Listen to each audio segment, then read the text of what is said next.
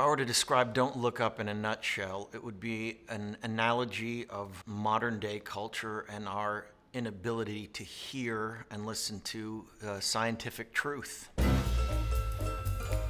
I often in my career looked for a film that had an environmental undertone to it, but much like the inundation of news on climate change, a lot of people don't want to hear it, and making a film about it is an even more difficult task to take on. And Adam, who's an incredibly outspoken individual on the climate crisis, really wanted to do a film that brought, an element of dark comedy to what seems to be a daunting issue.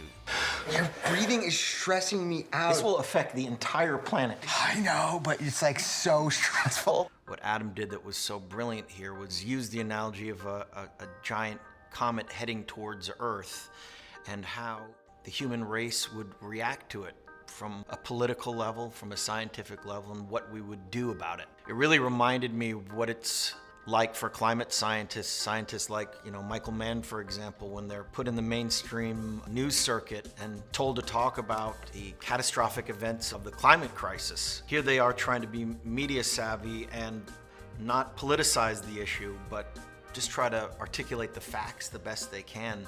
There are some hard truths that these characters need to face, much like we do as a species on Earth. We're trying to tell you this whole time, it's right there. I just love the way that he ended this film because it makes us take a hard look at where we're ultimately going, and the fact that a lot of this stuff is slowly becoming irreversible, and that we have this very finite window of 10 years to make this transition.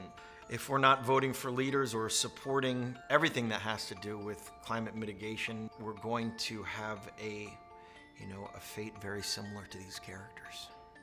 Everything is fine. We're already feeling the ramifications of the climate crisis, and the world is going to be a different place years to come. When COVID hit, it became all the more resonant that there's a tremendous amount of doubt in modern day science. And having been speaking about and listening to incredibly intelligent people talk about this issue for the past 20 years, the fact that our emissions are still going up worldwide and we're not making the changes necessary. We're seeing the ramifications of what scientists have been telling us for the last few decades, and it's almost happening to the exact year and date. I remember talking to climate scientists who started talking about the spread of wildfires around the world and that it would be happening around this time. And here we are looking at the state of the world that we're in. And it's not that we're not listening, we're just not taking the necessary action.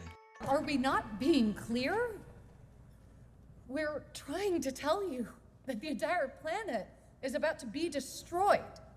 It's a very daring film to make. It's, in a lot of ways, brings a mirror to our entire culture and how we deal with bad news, and whether us as a species can evolve to truly focus on what is ultimately the most important issue that's ever faced humanity in the history of civilization.